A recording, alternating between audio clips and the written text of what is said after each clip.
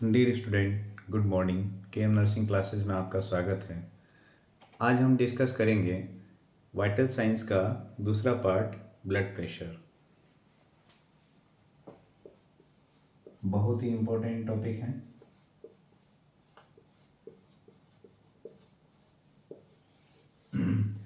और आज जो अगर हम बात करते हैं तो हमारे घर के अंदर मम्मी पापा दादा दादी जो है एक एज के बाद में ब्लड प्रेशर की प्रॉब्लम से ज़्यादातर लोग ग्रसित हैं। अगर हम बात करें तो हर चौथा व्यक्ति ब्लड प्रेशर से कहीं ना कहीं जो एज हो गई, जिसका आफ्टर 30 ईयर है, उनका ब्लड प्रेशर अमूमन हाई मिलता है। किसी का हाई मिलता है तो किसी का लो मिलता है। आज हम डिस्कस करेंगे ब्लड प्रेशर के लिए। इस बीच में आप सबसे रिक्वेस्ट है कि मेरे चैनल को सब्सक्राइब कीजिए और बेल वाले बटन में ऑल पे जा करके उसको क्लिक कीजिए ताकि मेरे वीडियो सबसे पहले आप लोगों के पास पहुंचे। चलिए शुरू करते हैं। Blood pressure. ब्लड प्रेशर की सबसे पहले अगर हम डेफिनेशन की बात करें तो वह प्रेशर जो ब्लड द्वारा ब्लड वेसल से प्रवाहित होते समय वेसल्स वॉल पर लगाया जाता है। डेफिनेशन: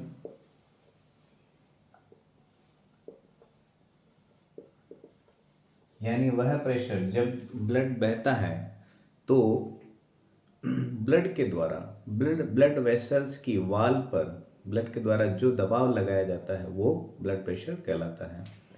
दो प्रकार का होता है ये, सिस्टोलिक और डायस्टोलिक। सिस्टोलिक हमेशा ऊपर का हम लोग इसको काउंट करते हैं। नॉर्मल ब्लड प्रेशर जो है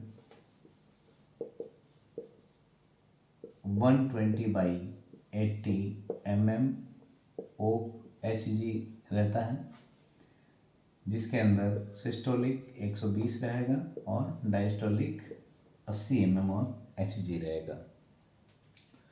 फिर हम बात करते हैं पल्स प्रेशर की।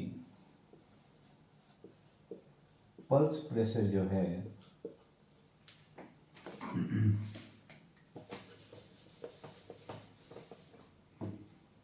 यह है systolic BP minus diastolic BP. जो भी मिलेगा वो हमारा पल्स प्रेशर कहलाएगा। मान लीजिए यही हम 120 का सिस्टोलिक मानते हैं और 80 जो है हम डायस्टोलिक मानते हैं, तो इसका पल्स प्रेशर जो है 40 mmOHg रहेगा। ये पल्स प्रेशर हो गया। बात करते हैं normal range of blood pressure.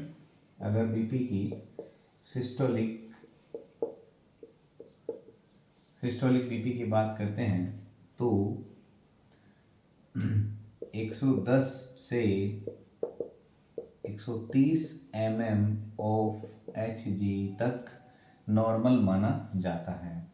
और डायस्टोलिक बीपी की बात करें तो यह 70 से 90 mmOHg तक नॉर्मल माना जाता है। कुछ फैक्टर्स होते हैं जो ब्लड प्रेशर को इफेक्ट करते हैं। अगर हम यहाँ सिस्टोलिक बीपी 140 मिल जाए तो ये प्री हाइपरटेंसिव स्टेज कहलाती है सिस्टोलिक। और डायस्टोलिक अगर 90 मिल जाए या 90 से ऊपर मिलती है तो ये ब्लड प्रेशर की हाइपरटेंशन की फर्स्ट स्टेज कहलाती है, स्टेज ओ हाइपरटेंशन।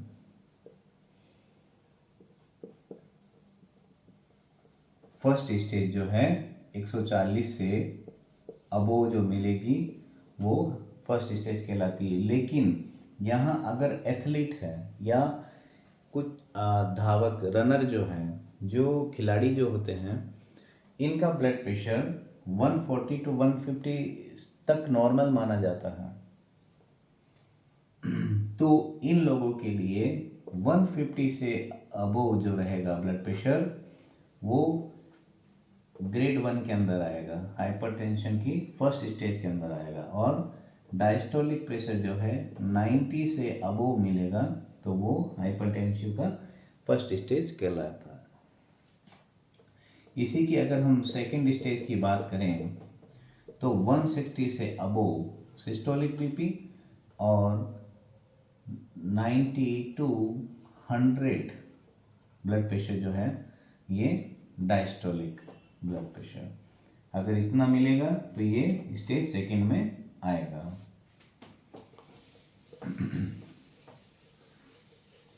बहुत सारे ऐसे कारण हैं जो हमारे ब्लड प्रेशर को हाई या कम करने का कार्य करते हैं।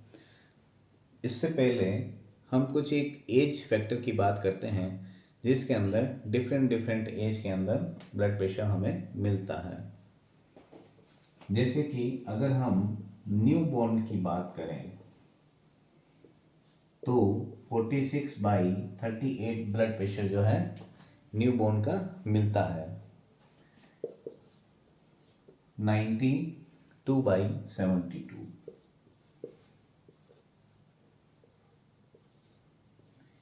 न्यू बॉर्न के अंदर ब्लड प्रेशर सबका लिया जाता है।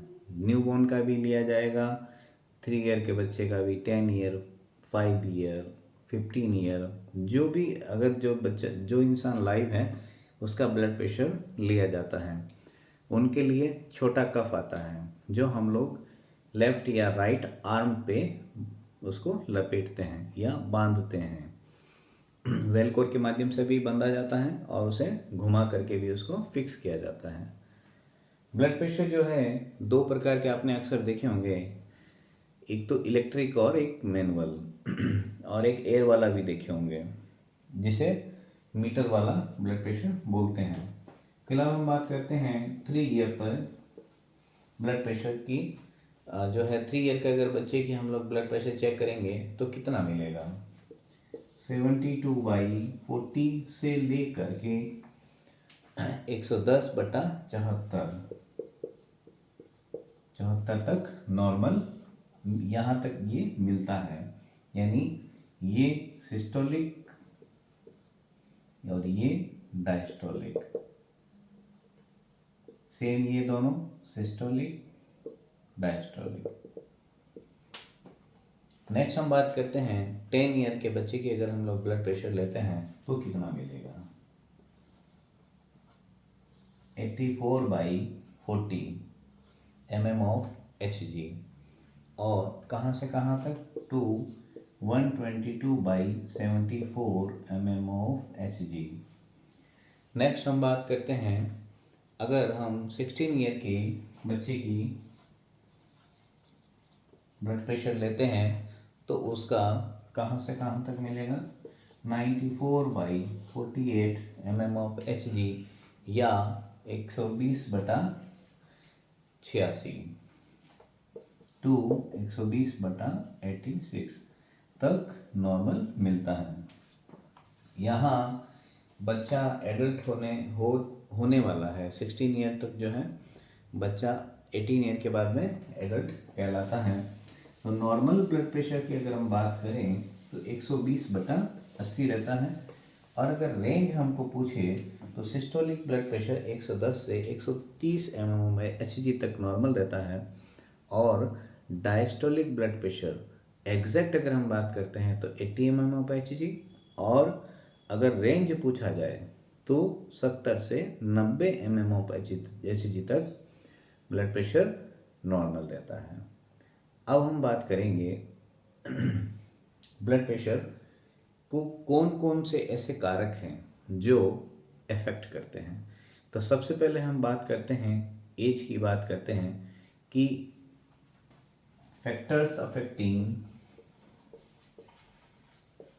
Affecting to blood pressure. सबसे पहले हम बात करते हैं एज, यानी अगर हम बात करें कि बच्चों का अगर ब्लड प्रेशर हम चेक करेंगे तो कम रहेगा, जैसे जैसे उसकी एज बढ़ेगी तो ब्लड प्रेशर भी बढ़ेगा।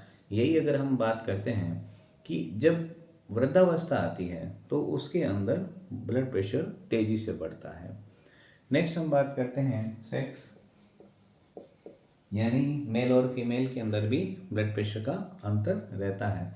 यहाँ हम बात करते हैं कि जब भी प्यूबर्टी की एज जो होती है, चाहे लड़का रहे चाहे लड़की रहे, दोनों का ब्लड प्रेशर समान मिलेगा। लेकिन वही फीमेल के अंदर मीनोपॉज की कंडीशन जब आ जाएगी तो फीमेल का ब्लड प्रेशर कम मिलेगा और मेल का जो है ज़्यादा। मेल के अंदर मीनोपॉज नहीं होता, बट मेल का अगर सेम एज की बात करें तो उस कंडीशन में मेल का उतना ही रहेगा लेकिन फीमेल का कम मिलेगा।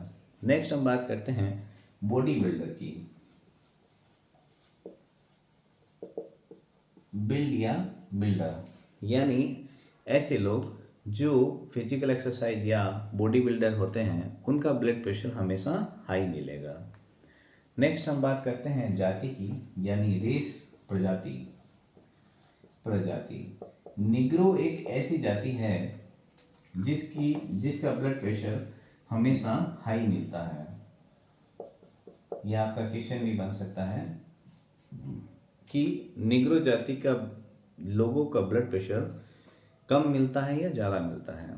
तो निग्रो जाति जो है उसका ब्लड प्रेशर हमेशा ज़्यादा मिलेगा। बात करते हैं नेक्स्ट क्लाइमेट की। स्टूडेंट्स, मौसम भी जो है वो हमारे ब्लड प्रेशर को अफेक्ट करता है।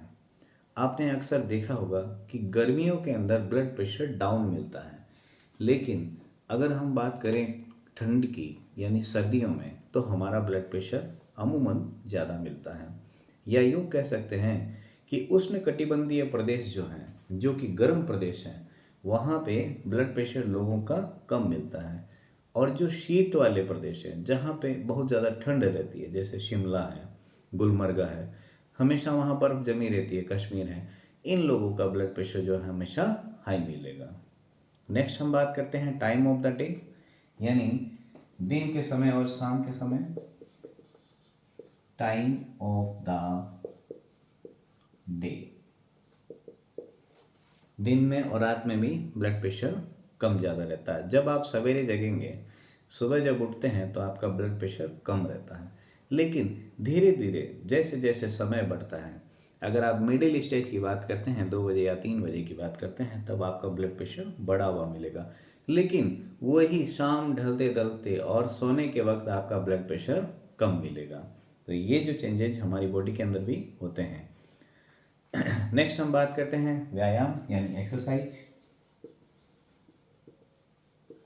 जब भी एक्सरसाइज हम करेंगे उसके बाद हमारा ब्लड प्रेशर जो है हमेशा बढ़ा हुआ मिलेगा। नेक्स्ट हम बात करते हैं पेन। अगर बॉडी के अंदर दर्द है या किसी भी प्रकार की प्रॉब्लम्स हैं तो उससे कुछ समय के लिए, परमानेंट नहीं, कुछ समय के लिए ब्लड प्रेशर हमें बढ़ा हुआ मिलेगा। नेक्स्ट हम बात करते हैं इमोशंस।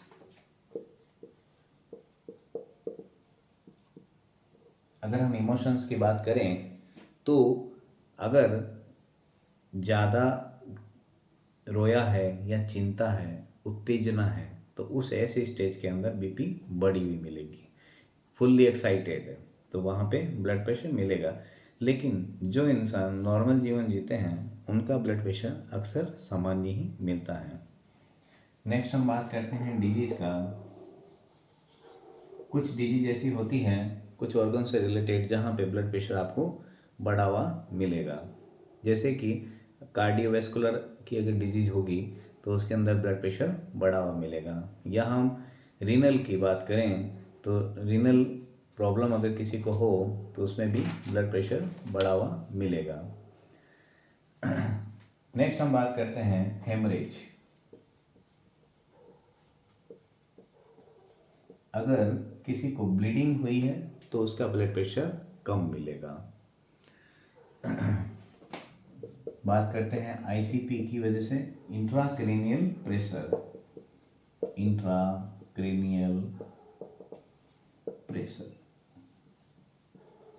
इसकी हम बात करेंगे। अगर हेड इंजरी कहीं हुई है तो आईसीपी बढ़ेगा, और आईसीपी बढ़ेगा तो ब्लड प्रेशर भी बढ़ेगा। हेड इंजरी इंट्राक्रैनियल प्रेशर की वजह से। अब हम बात करते हैं कि कब कुछ ऐसे मेजरमेंट होते हैं जहाँ पे आपको ध्यान रखना पड़ता है कि बीपी से पहले आपको क्या करना चाहिए। कफ जो है, अधिक चौड़ा कफ नहीं होना चाहिए। अगर आपका बाजू है वहाँ पे कम से कम 2 इंच ऊपर का कफ होना चाहिए। अगर कफ यहाँ तक आ गया तो वो ब्लड प्रेशर सही नहीं मिलेगा। अगर जब भी हम बीपी चेक करेंगे तो यहाँ हमारी जो आर्टरी है, ब्रेंकियल आर्टरी, उससे कम 2 इंच ऊपर में हमारा कफ रहना चाहिए। अगर हम बात करें, आपको दिख रहा होगा कि यहाँ हमारी ब्रेंकियल आर्टरी है, इनर साइड हो, यहाँ इनर साइड रहेगा, इंटरनल साइड, ना कि एक्सटर्नल साइड। हमारा स्टेथोस्कोप का जो है चेस्ट पीस है वो यहाँ पे लगना चाहिए, तब जाकर के ब्लड प्रेशर जो है वो सही माप आएगा उसका। ब्रेंकियल आर्टरी के ऊपर इस प्रकार कफ को लपेटना है। यहाँ हमारी ब्रेंकियल आर्टरी है जिससे हम मापेंगे ब्लड प्रेशर, उस पर इस प्रकार लपेटना है कि उसका किनारा एंटीक्यूबिटल फोसा से 2 इंच ऊपर रहे। एंटीक्यूबिटल फोसा से 2 इंच, ये हमारा एंटीक्यूबिटल फोसा है, इससे 2 इंच ऊपर कम से कम यहाँ इतना रहे ऊपर से फोसा से 2 इंच ऊपर रहे। दोनों नलियाँ जो है, जो 2 पाइप जो रहेंगे वो उसके बीच में रहे। हम बताते हैं आपको किस प्रकार बीपी इंस्ट्रूमेंट का कफ बांधा जाता है। यहाँ हम बात करेंगे, जैसे कि हमने बोला है कि कफ को इस प्रकार बांधना है, ब्रेंकियल आर्टरी के ऊपर इस प्रकार लपेटना है कि उसका किनारा एंटीक्यूबिटल फोसा से 2 इंच ऊपर, यहाँ देखिए ये हमारा एंटीक्यूबिटल फोसा है, और इससे 2 इंच ऊपर यह जो है पाइप इस प्रकार इसमें रहेगा। हालांकि यहाँ ब्लड प्रेशर का जो है, ये जब भी हम ब्लड प्रेशर चेक करेंगे तो हमारा इसका लेवल और शोल्डर का लेवल इक्वल होना चाहिए, या शोल्डर से थोड़ा ऊपर उठा हुआ रहना चाहिए, तब जाकर के ब्लड प्रेशर एग्जैक्ट सही होगा। और स्टेट की बात करें तो ये हमारा जो स्टेट है, ये चेस्ट पीस यहाँ पे इस स्टेज में रहना चाहिए। जो एंटीक्यूबिटल फोसा है ये ब्रेंकियल आर्टरी के जस्ट ऊपर रहना चाहिए, तब जाकर के आपको ब्लड प्रेशर सही सुनाई देगा। सिस्टोलिक ब्लड प्रेशर जो रहेगा वो हमें ऊपर से, जहाँ से सुनाई देना शुरू हो वो हमारा सिस्टोलिक ब्लड प्रेशर होगा, और जहाँ बीट हमको सुनाई देना बंद हो जाए वो डायस्टोलिक ब्लड प्रेशर होगा। अब हमें क्या ध्यान रखना चाहिए ब्लड प्रेशर चेक करते समय। जब भी मरीज हमारे पास आएगा ब्लड प्रेशर चेक करवाने के लिए, तो सबसे पहले उसको 5 to 10 मिनट रेस्ट के लिए बैठा दें। इमरजेंसी मरीजों को नहीं बैठाना है। इमरजेंसी अगर आ गई तो उस समय तो आपको इंस्टेंट कंडीशन में जैसा है वहाँ पे आपको ब्लड प्रेशर लेना ही लेना है। लेकिन जनरली ब्लड प्रेशर चेक करवाने के लिए कुछ नॉर्म्स होते हैं। वहाँ जैसे पेशेंट चल के आया है, डेफिनेटली जब चल के आया है तो उसका ब्लड प्रेशर हमें बढ़ा हुआ मिलेगा, जिससे गलत मेजरमेंट की वजह से उसे गलत डायग्नोस हम करेंगे, और गलत डायग्नोस की वजह से गलत मेडिसिन उसे पहुंचेगी। इसलिए उसको कम से कम 5 to 10 मिनट बैठा के रखिए, और हमेशा एग्जैक्ट ब्लड प्रेशर जो आएगा वो लेटी हुई पोजीशन के अंदर रहता है। हाँ, ब्लड प्रेशर को जो है हम लोग जनरली 3 स्टेज में चेक करते हैं। स्लीपिंग, यानी ये स्लीपिंग में सोता नहीं है, लेटा हुआ रहता है, उस स्टेज के अंदर, लेटे हुई कंडीशन के अंदर हमारा ब्लड प्रेशर चेक करते हैं। दूसरा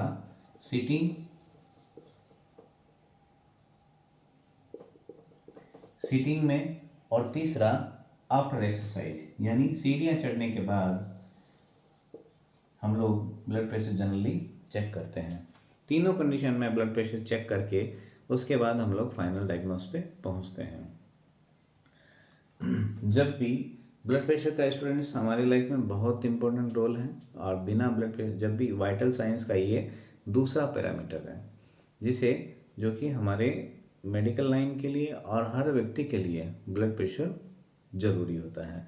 अगला वीडियो हम बहुत जल्द ही डालने वाले हैं, जो कि हम आपको ब्लड प्रेशर चेक करके बताएंगे, किस प्रकार इससे जांच की जाती है, किस प्रकार डिजिटल ब्लड प्रेशर से ब्लड बीपी लिया जाता है, और किस प्रकार मैनुअल ब्लड प्रेशर मॉनिटर से, जिसे हम स्पिग्मोमेनोमीटर कहते हैं, स्पिग्मोमेनोमीटर